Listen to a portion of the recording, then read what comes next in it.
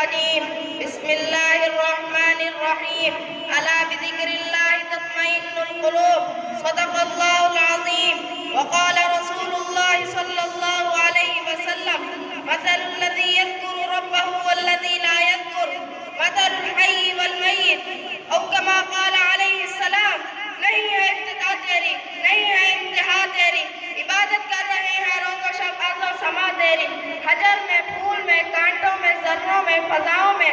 نظر آتی ہے ہر سو شاہد مطلق ادا تیری تیری تسبیح پڑھتے ہیں فلک والے زمین والے ہوا کی سرسراہٹ میں بھی ہے حمد و ثنا تیری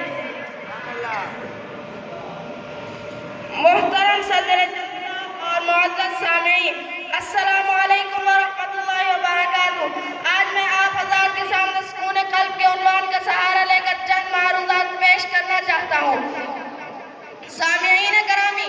آج دنیا میں ہر انسان سکون قلب کا متلاشی ہے۔ ہر نوع انسانی اس جستجو و شرح میں ہے کہ کسی طرح اسے سکون قلب حاصل ہو جائے۔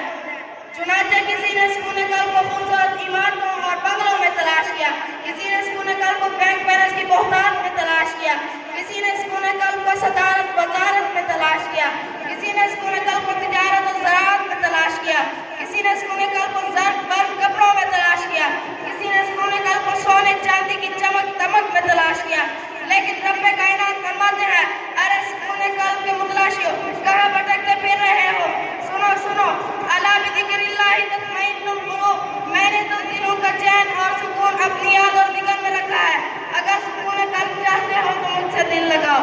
شاعر نے کیا خوب کہا، نہ دنیا سے نہ دولت سے نہ گھر آباد کرنے سے تسلی دل کو ہوتی ہے خدا کو یاد کرنے سے۔ سامعین محترم، حضرت ابوبکر براق رحمۃ اللہ علیہ بڑے پائے کے بزرگ گزرے ہیں، وہ فرماتے ہیں کہ قلب پر 6 قسم کی حالتیں وارد ہوتی ہیں، یعنی حیات اور موت، صحت اور بیماری، بیداری اور نیند۔ حضرت ابوبکر براق رحمۃ اللہ علیہ فرماتے ہیں کہ قلب کی حیات ہدایت ہے، اگر ہدایت ہو گئی ہے تو سمجھنے کے دل زندہ ہے، اور قلب کی موت گمراہی و ضلالت ہے، اگر کسی قسم کی دل میں گمراہی پیدا ہو جائے تو سمجھنے کے دل مردہ ہے، اور قلب کی صحت طہارت اور صفائی ہے، اور اس طہارت کا حصول ایمان اور توحید کی بدولت ہوتا ہے۔ اس کے مقابلے میں بیماری گندے تعلقات کی وجہ سے پیدا ہوتی ہے۔ حضور صلی اللہ علیہ وسلم نے فرمایا مثل الذی یذکر ربہ